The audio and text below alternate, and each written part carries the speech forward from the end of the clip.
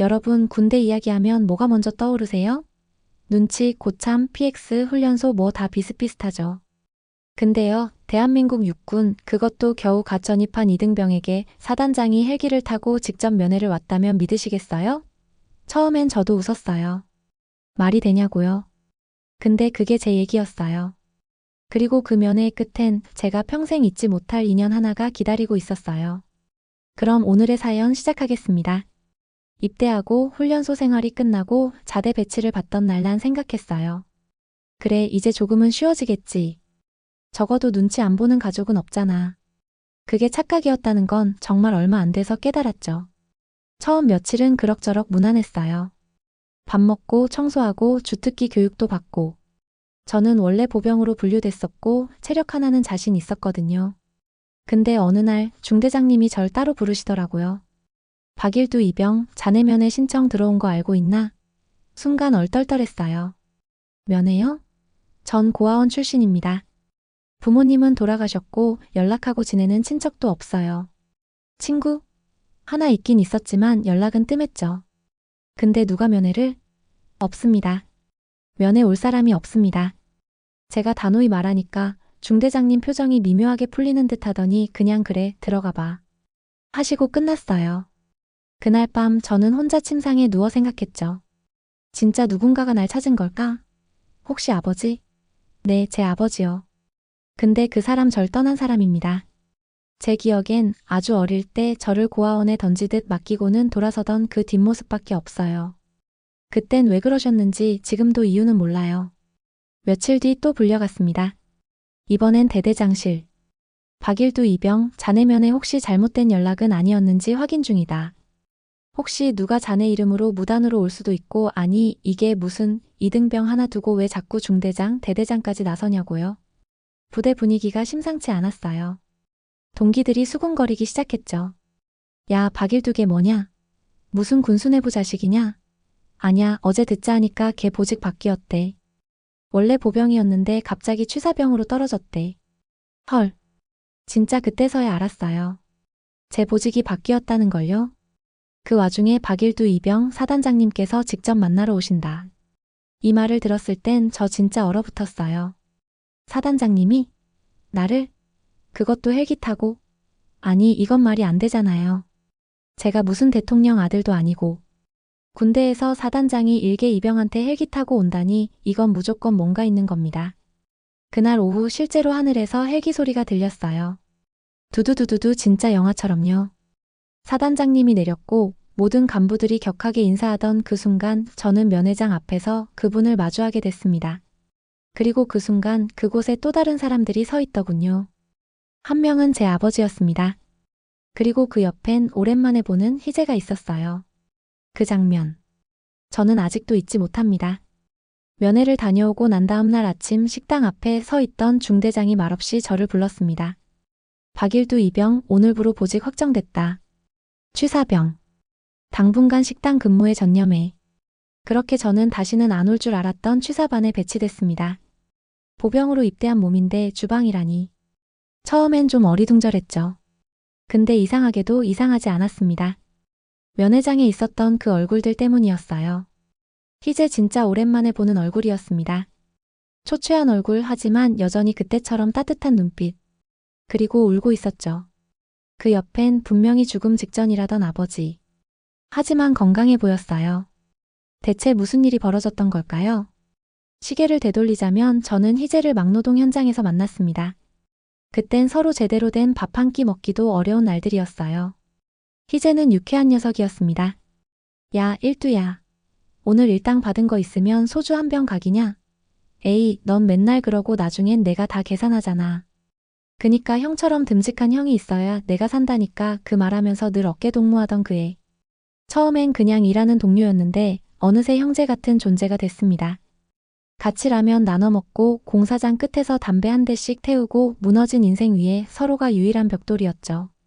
그러다 어느 날 희재가 그러더군요. 형, 나 죽고 싶어졌어. 그 말을 들었을 때 저는 숨이 턱 막혔습니다. 장난 아니었습니다. 얼굴은 창백했고 눈은 깊게 꺼져 있었어요. 우리 아버지 말기래. 병원비가 어우야 형 그냥 미안하다. 내가 이 말 하려고 한 건 아닌데 그때 전 선택했죠. 제 통장에 모인 돈. 몇 년 동안 한 푼 두 푼 모아온 전 재산. 그거 전부 희재 손에 쥐어줬습니다. 이 돈으로 아버지 꼭 살려. 넌 내 동생이니까. 희재는 울었습니다. 진짜 펑펑 사람 무너지는 소리 들릴 만큼 울었어요. 그리고 오늘 그 눈앞에 그 애가 다시 나타났습니다. 더 놀라운 건 사단장이 그런 희재의 아버지와 함께 있었단 거죠. 면회장에서 사단장이 저에게 한 말 아직도 생생합니다. 박일두 이병. 자네가 그 아이의 목숨을 살렸다고 들었네. 그런데 더 놀라운 건 사단장님이 희재 아버지의 군 시절 전우였다는 사실. 그 연결고리 하나로 제가 군에 입대한 사실까지 확인하셨고 직접 확인차 오셨다는 겁니다. 아니 이게 가능한 일인가요? 어릴 때부터 저는 늘 생각했어요. 내가 베푼 게 돌아오긴 하나 세상은 너무 차갑고 선행은 너무 작아 보였거든요. 그런데 지금 저는 그 대답을 들은 거죠. 세상은 어쩌면 정말 한 번쯤은 선한 쪽으로 돌아가는 지구일지도 몰라요. 취사병으로 전환되고 첫날 저는 군대식 주걱을 처음 들었습니다. 스텐 밥솥을 열고 김이 확 피어오르는데 괜히 코끝이 찡했죠. 야, 이거 밥 냄새 좋다. 주걱질하며 생각했습니다. 이거 나랑 맞네. 처음엔 내가 왜 여기 와 있나 싶었는데 지금은 조금 다르게 보입니다. 여기서의 생활이 어쩌면 내 진짜 시작일 수도 있겠다. 희재는 면회를 마치며 그랬습니다. 형, 진짜 고맙고 나 진짜 열심히 살게. 그리고 아버지 형 다시 보면 꼭 할 말 있다고 하셨어. 그 말이 아직도 귓가에 남아 있습니다. 희재 아버지 절 보며 눈시울을 붉히시던 그분. 그때 그 돈 그건 돈이 아니었습니다. 내 아들이 살았다는 게 기적이었으니까요. 한참 주걱질하다 말고 저는 창문 너머 하늘을 올려다봤습니다. 오늘은 좀 따뜻했거든요. 희재야. 나 지금 너 덕분에 살아있는 느낌이다. 그리고 내 인생이 바뀐 이유가 그날 내 눈물이었단 거 잊지 않을게. 며칠 후 식당 일에 제법 익숙해질 무렵이었어요. 아침마다 배식 준비로 바빠 죽겠는데 그날따라 어쩐지 분위기가 묘하게 흐르더라고요. 일두야. 아니 박일두 이병. 오늘 면회 또 있단다. 갑자기 그렇게 말하는 취사반 상병형의 말에 국자를 들고 있던 제 손이 멈췄습니다. 예? 저 면회요? 또? 면회실 그 조용한 공간. 그 앞에 선 순간 저는 다시 숨을 크게 들이쉬었습니다. 마치 인생이 또 한 번 예상 못한 방향으로 틀릴 예감이 들었거든요. 문을 열었는데 그 안에는 제 아버지가 있었습니다. 그 사람을 마지막으로 본 게 언제였더라. 정확히 기억도 안 날 정도로 오래전이었죠. 고아원 앞. 정말 무표정한 얼굴로 저를 떨궈놓고 두 번 다시 나타나지 마라 했던 그 말만은 또렷해요. 그런데 지금 제 눈앞에 그 사람은 어깨가 축 늘어져 있었고 머리는 희끗했고 손은 덜덜 떨리고 있었어요. 일두야 그 한마디에 제 등줄기를 타고 차가운 전기가 흘렀습니다. 하지만 입은 떨어지지 않았어요. 그가 내뱉는 미안하다는 말은 그 어떤 설명보다 잔인하게 들렸거든요. 그땐 진짜 내가 미쳤었나 보다. 내 엄마가 떠나고 나니까 아무것도 할 수 없었어. 너까지 보면 자꾸 미칠 것 같았어. 그래서 버렸어. 아니야 놓았어. 그냥 그는 흐느끼며 무릎을 꿇었습니다. 이제라도 아버지 노릇하고 싶다. 너한테 해줄 수 있는 게 뭐라도 있으면 꼭 하고 싶다. 저는 가만히 그의 눈을 들여다봤습니다. 그 눈에서 거짓은 보이지 않았습니다. 평생을 후회로 삼킨 사람만이 가질 수 있는 깊이였죠. 하지만 저는 고개를 들지 않았습니다. 그 말에 대답할 용기가 그 순간엔 나지 않았거든요. 면회 후 식당으로 돌아가는 길. 오후 햇살이 식당 옆 텃밭을 따뜻하게 감싸고 있었어요. 거기서 혼자 상추를 따던 노련한 상병형이 저를 보더니 툭 하고 한마디 던졌습니다. 너 사단장님이랑 인연이 좀 깊은 모양이더라. 네. 야, 너 모르는구나. 너 그날 면회 갔다 온 다음부터 간부들 회의 때 너 얘기 몇 번 나왔어. 그 사단장님이 직접 그 친구는 반드시 챙겨야 한다고 했다더라. 그 말에 저는 멈춰섰습니다. 그리고 마음속에 떠오른 이름 하나. 희재 아버지가 살아계시고 사단장님과 동기였다는 사실. 그리고 그 연결고리 끝에서 제가 사단장의 관심 대상이 되었다는 사실이 믿기지 않게 느껴졌습니다. 며칠 후 희재에게 편지가 도착했어요. 제 이름이 또렷하게 쓰여진 하얀 봉투. 형. 그날 면회장에서 내가 다 말 못했어. 아버지가 말기에서 회복되신 것도 기적이지만 지금은 다시 직장도 다니시고 꿈꾸던 카페도 준비 중이야. 그게 다 형 덕분이야. 아버지가 하신 말 기억나? 박일두, 그 친구는 반드시 잘 살아야 해. 내가 평생 비쳤다. 형, 우리 앞으로도 형제처럼 살자. 형은 내가 만난 사람 중 제일 좋은 사람이야. 그 편지를 읽고 저는 또 한참을 말없이 앉아 있었습니다. 뜨거운 국솥 앞이었지만 제 손은 식은땀이 다 젖었더라고요. 누구에게는 별것 아닌 선택이 누구에게는 인생을 바꿀 만큼 큰 선행이 될 수 있다는 걸 저는 그때 처음 실감했습니다. 어릴 적 그 고아원 침대 아래에서 몰래 숨겨두었던 부모님 사진. 그게 제 삶의 유일한 빛이었듯이 지금은 희재가 제 인생에 남긴 흔적이 제 가장 따뜻한 불빛이 되고 있었습니다. 새벽 5시 식당 불이 켜지기도 전에 저는 이미 앞치마를 두르고 서 있었습니다. 대부분이 아직 코를 골며 자고 있을 시간, 취사병은 혼자만의 전쟁을 시작하죠. 하지만 이상하게도 그 고단한 하루의 시작이 싫지 않았습니다. 박일두 이병, 아침 김치볶음밥은 그냥 예술이야. 중대원들이 밥을 먹으며 툭툭 던진 그 한마디. 별것 아닌 말인데 마음이 자꾸 간질거렸습니다. 내가 누군가한테 도움이 되고 있구나. 그게 그렇게 기뻤어요. 사실 처음엔 칼질 하나도 제대로 못했어요. 당연하죠. 저는 요리를 배워본 적도 해본 적도 없는 사람이었으니까요. 근데 이상하게도 손에 칼을 쥐고 나서부터는 다른 세상이 열렸어요. 야채를 썰고 간을 맞추고 국을 끓이는 그 단순한 동작들이 내 마음을 차분하게 만들어줬어요. 음식이 사람을 살린다는 말, 그때 처음 실감했어요. 그동안 나 혼자 살아남기 바빠서 누굴 챙긴다는 걸 잊고 살았거든요.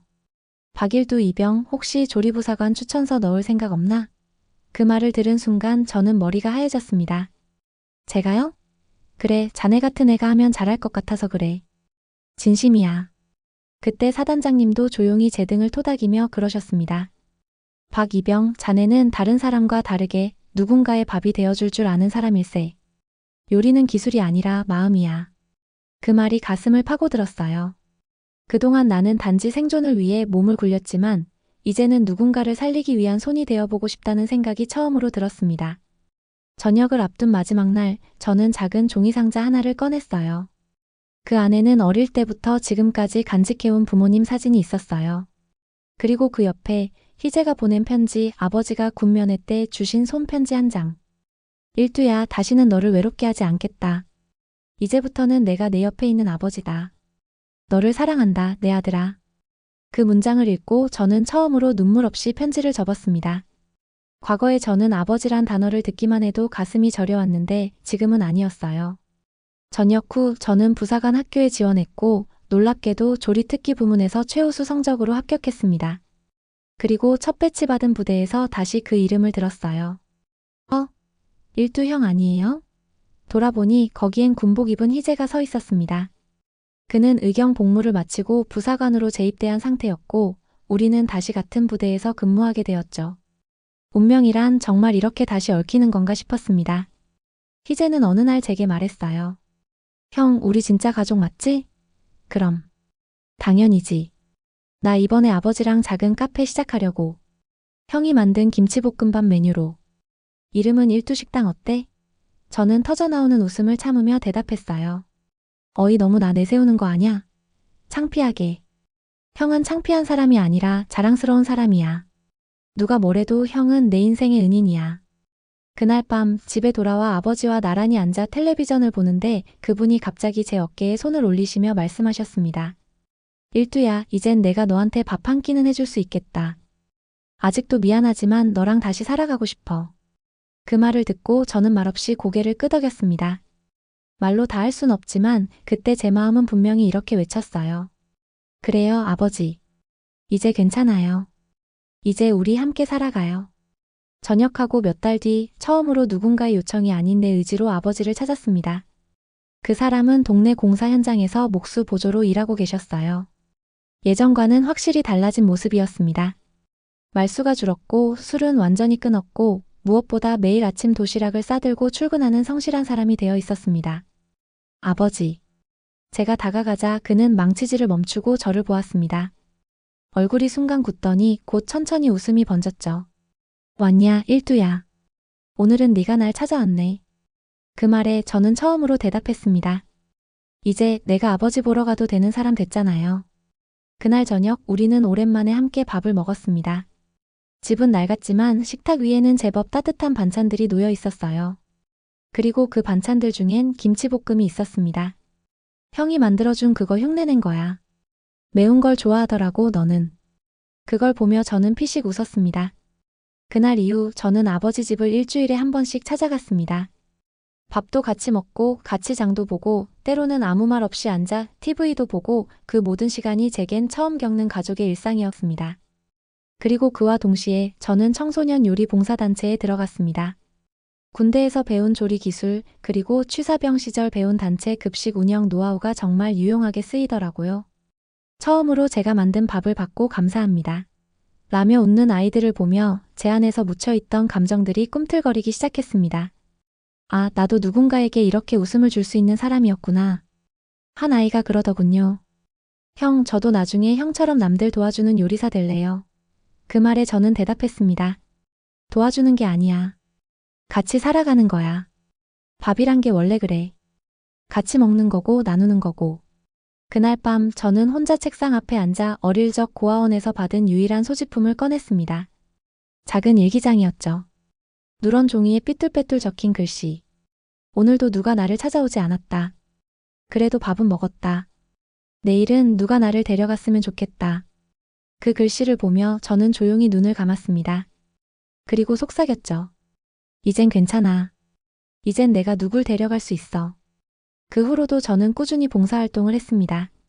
그리고 어느 날 희재에게 전화가 왔어요.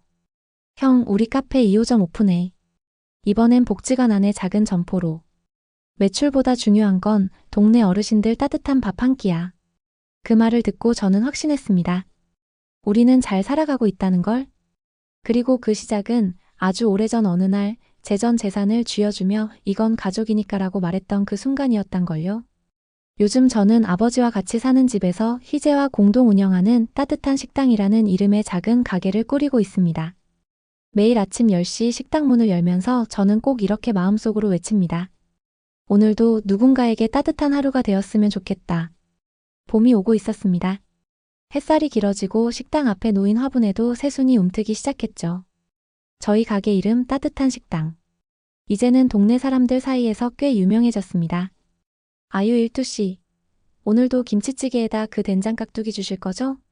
형님, 어제보다 고등어 더 잘 익었어. 이거 진짜 밥도둑이네. 고된 노동을 마친 일용직 아주머니들이 단골이고 맞벌이 부부의 아이들도 방과 후 들러 간식을 먹고 가는 그런 공간이 되었어요. 어느 날 영업을 마치고 가게 문을 닫으려던 찰나 조심스럽게 문이 열리더니 웬 중년 여성이 들어왔습니다. 저기 여기 혹시 박일두 씨 맞나요? 예, 접니다. 그녀는 가방에서 작은 상자를 꺼내더니 제게 내밀었어요. 그리고 한참 망설인 끝에 말을 꺼냈습니다. 이거 당신 어머니 유품이에요. 그분 예전에 저랑 같은 병동에 계셨어요. 당신 사진이 항상 지갑에 있었고 하루도 빠짐없이 중얼거리셨죠. 내 아들 일두 어디서 잘 지내고 있을까? 사실 그분 돌아가시기 직전에 저더러 이걸 전해달라고 하셨어요. 근데 제가 그걸 이제야 정말 죄송합니다. 상자를 열자 낡은 손수건이 먼저 눈에 들어왔습니다. 그리고 그 속엔 편지 한 장이 고이 접혀 있었어요. 일두야. 엄마는 늘 너를 그리워했다. 널 안고 싶고 내 얼굴을 다시 보고 싶었다. 하지만 그럴 자격이 없다는 게 늘 날 멈추게 했단다.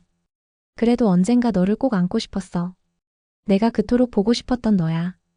사랑한다. 엄마는 너를 단 하루도 잊은 적 없단다. 그 자리에서 저는 한참 동안 아무 말도 할 수 없었습니다. 눈물도 쉽게 나오지 않았습니다. 그저 조용히 상자를 품에 안고 고개를 숙였어요. 며칠 후 저는 아버지와 함께 어머니의 납골당을 찾았습니다. 두 분은 끝내 함께하지 못했지만 제가 두 사람을 마음속에서라도 연결시켜 드리고 싶었어요. 납골함 앞에서 저는 편지를 꺼내 읽어드렸습니다. 엄마, 나 잘 살고 있어요. 이제는 혼자도 아니고 외롭지도 않아요. 아버지도 있고 친구도 있고 나한테 밥 먹으러 오는 동네 사람들도 있어요. 엄마, 나 진짜 잘 살고 있어요. 그러니까 이제 마음 놓고 쉬세요. 그리고 고요한 납골당을 나오며 아버지가 제 어깨에 손을 얹고 말했습니다. 일두야, 네가 우리 둘을 다 용서해줬구나. 그래서 내 인생이 이렇게 따뜻해진 거다. 그 말에 저는 가볍게 고개를 끄덕이며 말했습니다. 저도 이제 누군가를 안아줄 수 있는 사람이 되려고요. 그날 밤 가게 앞 작은 화단에 어머니의 손수건을 살짝 묻었습니다. 그리고 그 위에 작은 라벤더를 심었습니다. 그 꽃말이 뭐냐고요? 다시 돌아온 행복이래요. 저기요, 이거 남은 음식이면 조금만 줄 수 있나요? 저녁 장사를 마치고 뒷정리를 하던 참이었습니다. 주방 입구에 초라한 옷차림의 중학생쯤 되어 보이는 아이가 서 있었습니다. 모자에 눌린 얼굴, 검은 운동화는 다해졌고 손엔 낡은 가방 하나. 잠시 멍해졌습니다. 그 모습이 너무 예전 제 모습 같아서요. 배고파? 고개를 천천히 끄덕이는 아이. 저는 말없이 그 아이를 가게 안으로 데려왔습니다. 식탁 위에 김치찌개, 달걀말이, 따뜻한 밥 한 공기를 내놨습니다. 천천히 먹어. 더 필요한 거 있으면 말하고. 숟가락을 잡은 아이 손이 벌벌 떨리고 있었습니다. 그리고 입에 밥을 넣는 순간 눈물이 뚝 떨어졌죠. 죄송해요. 너무 배고파서 그 말에 제 손이 잠깐 멈췄습니다. 괜찮아. 그럴 수도 있지. 나도 한때 매일 굶었었어. 아이는 놀란 듯 절 쳐다봤고 저는 웃으며 덧붙였습니다. 이 가게 이름이 왜 따뜻한 식당인지 알아? 누가 와도 따뜻하게 한 끼는 먹고 갔으면 해서야. 그날 이후 그 아이는 며칠에 한 번씩 찾아왔습니다. 조심스럽게 문 열고 들어와 눈치 보며 인사하고 자리에 앉으면 제일 구석에 앉아 조용히 밥을 먹고 나가곤 했어요. 이름은 재윤. 13살. 엄마는 일하러 지방 내려가고 아버지는 가출. 사실상 집에서 거의 혼자 산다더군요. 어느 날 그 아이가 물었습니다. 아저씨는 왜 이런 거예요? 밥 나눠주고 가게 하고 사람들이 가끔 아저씨 보고 이상한 사람이라 그러던데요. 저는 웃으며 말했죠. 이상해도 좋아. 나는 내가 어릴 때 누군가 해줬으면 했던 걸 지금 누군가에게 해주는 거니까. 그 말을 듣던 아이가 처음으로 눈을 피하지 않고 절 바라봤습니다. 그리고 얼마 후 저는 재윤이의 담임 선생님이라는 분에게 연락을 받았습니다. 박 사장님, 저희 반 재윤이요. 혹시 자주 만나셨나요? 네, 식당에 자주 와요. 정말 감사드려요. 그 아이 원래 친구들과도 거의 안 섞이고 말도 없었거든요. 그런데 요즘 들어 성격도 밝아지고 글짓기 시간에 이런 걸 썼어요. 그 선생님은 종이 한 장을 보여주셨습니다. 내가 좋아하는 사람, 나는 따뜻한 밥을 주는 식당 아저씨를 좋아한다. 그 사람은 내가 말을 안 해도 내 표정을 보고 국물을 더 주신다. 그 사람은 내가 울 때 나를 보지 않고 다른 데 보며 기다려준다. 그 사람은 내게 이름보다 먼저 괜찮다는 말을 해줬다. 그걸 읽는 순간 제 가슴이 먹먹해졌습니다. 그날 밤 저는 재윤이에게 새 운동화를 선물했습니다. 이거 너 발 사이즈 맞을지 모르겠다. 아이는 운동화를 들고 말없이 서 있더니 갑자기 제게 달려와 안겼습니다. 아저씨, 나 진짜 열심히 공부할게요. 나중에 나도 사람 도와주는 사람 될래요. 저는 아이의 등을 토닥이며 대답했습니다. 그래. 너는 꼭 그렇게 될 거야. 왜냐면 이미 누군가를 따뜻하게 만들 줄 아니까. 그날 이후 우리 가게 벽에는 아이들이 그린 그림과 손편지가 하나둘 붙기 시작했습니다. 그리고 저는 그때 알았습니다. 내가 만든 따뜻한 식당은 단지 밥을 파는 공간이 아니라 마음이 잠깐 쉬었다 갈 수 있는 곳이 되고 있었단 걸요. 가게 문을 연 지 새돌이 되던 봄이었습니다. 창밖에는 아이들이 벚꽃잎을 잡으려고 깡충깡충 뛰고 있었고 식당 안은 늘 그렇듯 김치찌개에 국물 끓는 소리로 따뜻했죠. 사장님, 여기 오늘 처음 와봤어요. 혹시 김치찜도 되나요? 낯선 목소리. 고개를 드니 정장을 말끔히 차려입은 40대 초반쯤 되는 여성이 서 있었습니다. 그녀의 손에는 노트북과 서류 가방이 들려 있었고 눈매는 어딘가 단단해 보였어요. 김치찜? 네, 오늘 특별 메뉴였는데 어떻게 아셨어요? 사실 예전에 여기에 왔던 한 중학생이요. 이 가게 얘기를 글로 썼거든요. 밥이 마음을 살리는 곳이라고 그 글을 보고 왔어요. 심장이 쿵하고 울렸습니다. 재윤이 그 아이가? 여성은 천천히 자리에 앉더니 말을 이었습니다. 저는 지역교육재단 이사장입니다. 요즘 아이들, 특히 취약계층 아동들의 정서 회복을 위한 공간이 절실했어요. 그런데 이 가게가 그 해답이 될 수 있을지도 모르겠더군요. 저는 말없이 그녀를 바라봤습니다. 혹시 이 가게의 철학과 시스템을 지역 아동센터와 연계해서 좀 더 넓은 스케일로 운영해 볼 생각 있으신가요? 그 말에 저는 잠시 멈칫했습니다. 식당은 내 전부였지만 동시에 이 공간이 누군가에게 또 다른 시작이 될 수 있다면 그것도 괜찮겠다 싶었어요. 저 혼자는 어려울 것 같아요. 대신 같이 할 사람이 있다면 그때 머릿속에 떠오른 이름 하나. 희재. 그날 밤 저는 희재에게 전화를 걸었습니다. 야, 너 아직도 카페 쪽 일해? 그치. 왜? 진짜 따뜻한 프로젝트 하나 해볼래? 뭔데? 또 밥으로 사람 울릴 생각이냐? 아니, 이번엔 밥과 교육, 쉼과 연결까지. 진짜 식당 같은 복지 공간을 만들고 싶어. 전화 너머 희재가 웃으며 말했죠. 됐고. 언제 시작하면 돼? 이후 몇 주간 우리는 재단 측과 논의에 논의를 거듭했고 마침내 첫 번째 따뜻한 마을 키친이라는 이름의 복합 공간이 세워졌습니다. 하루 한 끼 무료 급식 요리 수업 및 자격증 과정 아동 심리 상담실 부모를 위한 양육 클래스 아이들이 밥을 먹고 마음을 나누며 기술을 배우는 진짜 성장의 밥상을 차리자는 거였어요. 오픈식 날. 재윤이도 왔습니다. 몰라보게 컸더군요. 한 손엔 공책, 다른 손엔 조리기능사 시험 신청서가 들려 있었습니다. 형, 나 이제 진짜 요리 배울래요. 나도 형처럼 밥으로 사람 살리는 사람 될래요. 그 말에 저는 재윤의 어깨를 툭 치며 말했습니다. 넌 나보다 더 멋지게 할 거다. 왜냐면 넌 벌써 그걸 받아봤잖아.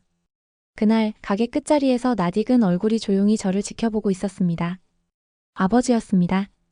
언제부턴가 그는 따뜻한 식당에서 설거지 도우미로 자청해 일하고 계셨고 이날도 묵묵히 뒤편에서 남은 그릇을 닦고 계셨습니다. 제가 다가가자 그가 작은 목소리로 말했어요. 일두야. 네가 이렇게 잘한 걸 보니까 진짜 살아봐야겠다는 생각이 든다. 그 말에 저는 조용히 고개를 끄덕였습니다. 이제는 우리 둘 다 누군가의 밥 한 끼가 되는 삶을 살자고요. 그날은 평소보다 한산한 오후였어요. 아이들 수업도 끝났고 어르신들도 점심을 마치고 돌아가셨고 가게 안은 잠시 숨 고르듯 고요했죠. 사장님 문 열어두실 거예요? 저녁 장사는요? 아르바이트생이 물었고 저는 대답했어요. 열어놔. 가끔 그 시간에 오는 손님이 있거든. 그리고 정말로 그 가끔 오는 손님이 오늘 찾아올 줄은 몰랐어요. 문이 열리고 느릿한 발걸음으로 들어온 초췌한 얼굴의 노인 한 명. 머리는 희끗희끗했고 손등엔 굳은 살이 남아있었으며 눈빛은 어딘가 피하고 싶을 만큼 낯익었습니다. 그 사람은 말없이 구석자리에 앉더니 작은 목소리로 말했어요. 김치볶음밥 되나요? 처음엔 믿기지 않았습니다. 제게 가장 큰 상처를 줬던 어릴 적 양부였던 사람이었습니다. 고아원에서 날 데려갔다가 결국 경제적 사정 탓이라며 날 다시 시설에 돌려보낸 사람. 너 같은 애 키우려다 우리 애까지 굶겠다. 그 말이 아직도 귀에 생생했어요. 어린 날 나는 그 말 한마디에 세상에 버림받았다고 느꼈거든요. 하지만 그 순간 나는 뜨거운 감정보다 차가운 평정이 먼저 올라왔습니다. 왜였을까요? 아마 그동안 너무 많은 따뜻함을 받아왔기 때문이겠죠. 네. 드릴게요. 잠시만 기다리세요. 그를 바라보며 저는 조용히 주방으로 향했습니다. 김치를 꺼내고 햄과 밥을 볶고 달걀 프라이를 얹는 그 몇 분 동안 제 안에서는 온갖 기억이 오고 갔습니다. 하지만 묘하게 분노는 올라오지 않았습니다. 음식을 내어놓자 그가 숟가락을 들기 전에 말했습니다. 혹시 나 기억하겠지? 저는 조용히 고개를 끄덕였습니다. 그는 한 숟갈, 두 숟갈 천천히 밥을 먹더니 잠시 후 고개를 숙이고 중얼거렸습니다. 미안하다. 그땐 정말 어쩔 수가 없었다. 내가 뭘 잘못했는지도 몰랐고 근데 네가 이렇게 살아있는 걸 보니까 정말 다행이다 싶어서 그 목소리는 죄책감으로 갈라져 있었고 그 말은 진심이었습니다. 저는 한참을 그 말 없이 듣고 있다가 말했습니다. 그때 저한테 했던 말 아직 기억해요. 너 같은 애 키우다간 내 자식 굶겠다고요. 근데 아저씨 지금은 누가 누굴 살리고 있는지 모르겠네요. 그는 조용히 고개를 끄덕였습니다. 그리고 떨리는 손으로 지갑에서 낡은 쪽지를 꺼내 내밀었죠. 그 위엔 제가 어릴 적 남긴 삐뚤빼뚤한 글씨로 적힌 이름과 전화번호가 있었습니다. 그때 너 보낸 날 몰래 챙겨뒀었어. 전화는 못했지만 계속 갖고 있었다. 내가 참 못났지. 저는 그 쪽지를 조용히 받아들고 말했습니다. 아저씨 이건 버리지 마세요. 하지만 오늘은 제가 밥을 드릴게요. 이 가게는 그런 데니까요. 누가 와도 한 끼는 먹고 갈 수 있는 곳. 그는 끝내 눈물을 보였습니다. 한때 내가 증오했던 사람. 하지만 이제는 그냥 지나온 이야기 속 한 페이지로 받아들일 수 있는 나 자신을 보며 나는 조금 더 자라 있었던 것 같습니다. 비 오는 봄날 오후였습니다. 가게 문 앞에 앉아 따뜻한 커피 한 잔을 마시며 창밖을 바라보고 있었죠. 그때 핸드폰에 낯선 번호가 떠올랐습니다. 아동복지센터 전화기 너머 맑고 단단한 목소리가 들렸습니다. 혹시 박일두 씨 맞으시죠? 저희가 청소년 보호 연계 입양 상담자 리스트를 검토하던 중 봉사 이력과 지역 연계 자료를 통해 선생님을 알게 됐습니다. 그 순간 제 심장이 처음 군대에서 사단장 면회 전 들었던 그 쿵 하는 울림과 비슷하게 뛰었습니다. 입양이요? 예, 물론 바로 확정되는 건 아니고요. 먼저 이야기 나누는 단계입니다. 혹시 상담 의향 있으신가요? 그날 밤 오래된 앨범을 꺼냈습니다. 고아원 시절, 막노동 현장, 군대, 그리고 따뜻한 식당의 오픈 사진까지. 그리고 그 속 한 장의 사진. 김치볶음밥을 먹으며 울던 재윤이의 첫날 사진. 나는 그 아이에게 밥을 줬고 그 아이는 내게 누군가를 돌본다는 기쁨을 줬었죠. 나도 누군가의 어른이 될 수 있을까? 며칠 후 상담소를 찾았습니다. 하얀 벽, 따뜻한 조명 아래 사회복지사는 조심스럽게 말했습니다. 지금 돌봄을 필요로 하는 아이는 11살 여자아이입니다. 부모에게 학대를 받다 구조됐고 지금은 임시 보호 중이에요. 많이 다쳐 있어요. 그리고 김치를 못 먹습니다. 그 말을 듣자 웃음이 났습니다. 아, 이건 운명이다. 처음 마주한 아이는 말이 없었습니다. 고개도 들지 않았고 제 손을 잡지도 않았습니다. 그런데 어느 날 제가 김치찌개 대신 참치주먹밥과 달걀국을 내밀었을 때 그 아이가 처음 고개를 들었습니다. 이거 내가 좋아하는 건데 그 말을 듣는 순간 제 눈가가 붉어졌습니다. 앞으론 매일 먹을 수 있어. 너만 원하면. 그 말에 아이는 작게 웃었습니다. 그게 우리 사이의 시작이었죠. 한 달 뒤 정식 입양을 신청했고 몇 번의 심사와 상담 그리고 동의 과정을 거쳐 드디어 그날이 왔습니다. 가정법원 앞 담당 판사가 묻더군요. 박일두 씨, 이 아이를 끝까지 책임지실 수 있습니까? 저는 망설임 없이 대답했습니다. 예. 이 아이가 저와 같은 외로움을 다시 겪지 않게 할 자신 있습니다. 그날 이후 그 아이는 제 성을 따르기 시작했습니다. 그리고 처음으로 집안에 쩌렁쩌렁 울리는 목소리로 저를 불렀습니다. 아빠. 그 한마디에 내 모든 과거가 눈 녹듯 사라졌습니다. 오늘도 식당에선 밥이 지어지고 그 아이는 숙제를 하며 저를 기다립니다. 그리고 저는 매일 아침 그 아이 도시락을 싸며 속으로 이렇게 중얼거립니다. 내가 받은 따뜻함을 이제 너에게 다 줄게. 아빠는 그럴 수 있는 사람이다. 한때 부모에게 버림받고 세상 어디에도 속하지 못했던 박일두. 그는 단 한 번의 따뜻한 손길, 단 한 끼의 정성스러운 밥으로부터 다시 살아갈 힘을 얻었습니다. 그리고 그 따뜻함을 누군가에게 돌려주기 위해 묵묵히 하지만 뜨겁게 살아왔습니다. 마침내 그는 누군가에게 아빠라 불리는 사람으로 거듭났습니다. 우리 인생 결국 어떤 사람을 만났느냐보다 누군가에게 어떤 사람이었느냐로 기억되는 것이 아닐까요? 그는 그렇게 한 사람의 인생에서 가장 따뜻한 기억으로 남게 되었습니다. 시청해주신 여러분 진심으로 감사합니다. 이 이야기가 마음에 와닿으셨다면 구독과 좋아요 한 번씩 그리고 댓글로 응원해주세요. 여러분의 응원은 더 좋은 이야기로 돌아옵니다. 지금까지 미소 한 줌 이야기였습니다. 감사합니다.